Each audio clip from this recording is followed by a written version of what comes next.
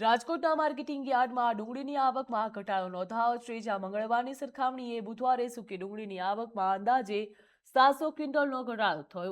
મંગળવારે રાજકોટ માર્કેટિંગ યાર્ડમાં 1800 ક્વિન્ટલથી વધુ સૂકી ડુંગળીની આવક થઈ હતી, જ્યારે બુધવારે માત્ર 1100 ક્વિન્ટલ જેટલી ડુંગળી યાર્ડમાં આવી હતી. આવકમાં ઘટાડો થતા ડુંગળીના ભાવમાં પણ વધારો જોવા મળી રહ્યો છે, જ્યાં બીજી તરફ છૂટક બજારમાં ડુંગળીનો ભાવ 60 થી 75 રૂપિયા પ્રતિ કિલો જોવા મળી રહ્યો છે. યાર્ડ અને છૂટક બજારના ભાવમાં મોટો તફાવત જોવા મળતા ગ્રાહકોના ખિસ્સા ઉપર તેની સીધી અસર પણ જોવા મળી રહી છે. તેમજ આગામી દિવસોમાં ડુંગળીની આવક અને ભાવમાં કેવો ફેરફાર થશે તે જોવાનું મહત્વનું રહ્યું.